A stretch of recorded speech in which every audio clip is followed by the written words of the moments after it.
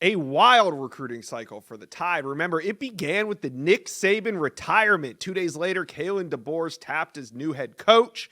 Fast forward to today, and Alabama has the number 2 ranked class in America. Not bad for 11 months of work. Like Nick Saban never left, at least from a recruiting perspective. Well, I know, I'm getting ahead of myself here, but we got Tim Watts from Bama Online. We're going to break down a busy National Signing Day for the Tide.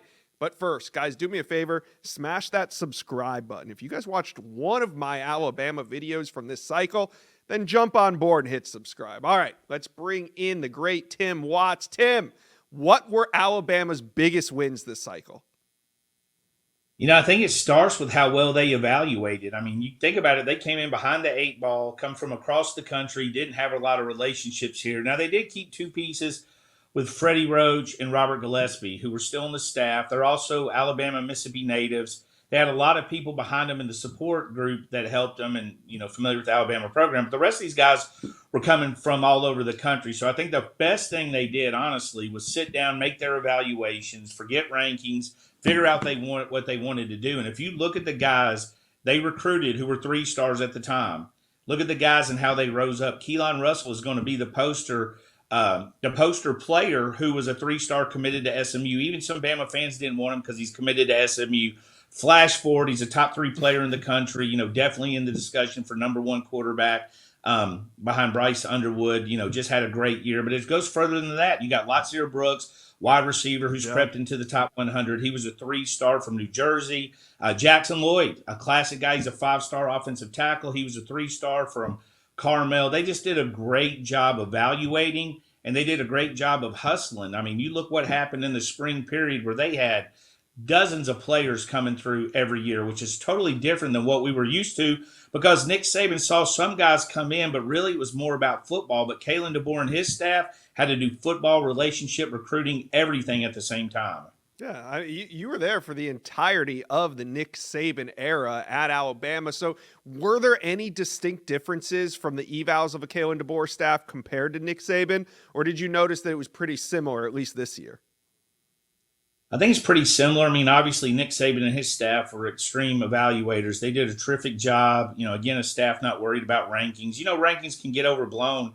What's ranked in April is not the same ranking as, February. Once they go through the all-star games, the summer camps, go through their senior film, that kind of stuff. But I think they're just as thorough when you get down to it as far as finding the guys they like, finding the guys that fit their system. Luke Metz is a classic example. He's a linebacker from Georgia, committed to Alabama. I still feel he's an undervalued guy, but he committed to Alabama fans. Some Alabama fans were upset. Georgia hadn't offered and didn't have big name offers. They said, although Michigan was an offer, he had Oklahoma was an offer. Those are pretty good defensive staffs. But then after he committed to Alabama, he gets a full court press from Glenn Schumann, who has a great reputation at Georgia with linebackers. Zoom calls with them. There was no doubt they wanted him. Unofficial visit, official visit. And then Dan Lanning also, Oregon, number 1 team in the country. Dan Lanning knows a little bit about defense too. So obviously a guy they were ahead of the curve on.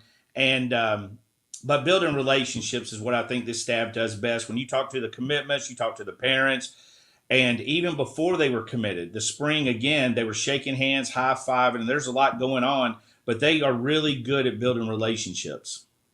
Yeah, definitely. That's one of the highlights from this class. But looking back, what do you think the biggest surprise has been?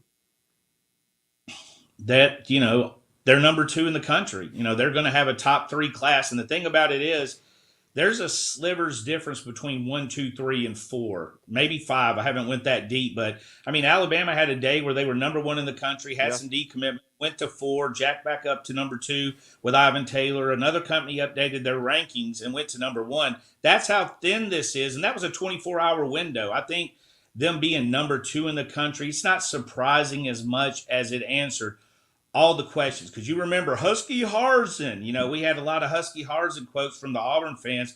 Turned out not to be true. By the way, Husky Harsin is pretty funny on Twitter.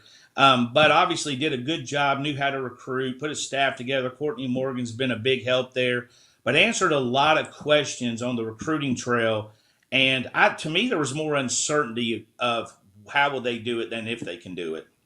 All right, Tim, the portal is set to open on Monday. So Last cycle, Alabama got busy because of all the transition between the coaching staff, players leaving, players coming. Do you expect it to be as crazy? And what do you think Alabama's focus is going to be? I think this is a time, and people forget, this is a time where Alabama's got a puncher's chance because last time Saban went through the window that everybody went through, but then there was a coaching change. So there was 30 days of being the poached, and you couldn't be the poacher. It was Weird. just Washington, Arizona, Alabama. Michigan waited late where it ran into their classes. Bama barely got Keon Saban. So there wasn't a lot to choose from. This time it's open season. Alabama's got an even shake with everybody they can poach as well as be poached. So I think they will be active. Every head coach wants to flip his roster. That doesn't mean every player leaves or changing 85 or whatever the number will be. That just means getting the players that fit your system. It is a new system. It is a new defense. It is a new offense. Finding the guys that fit for you. And I think Alabama will be extremely busy, especially at certain positions like defensive linemen, developmental positions like that. I think they'll be extremely busy. All right, Alabama fans, how we feeling coming off National Signing Day? Talk to Tim and I. What do you think the biggest win was for Alabama on the recruiting trail this cycle? And also, what's the biggest need for the portal? Let us know. Comment section below.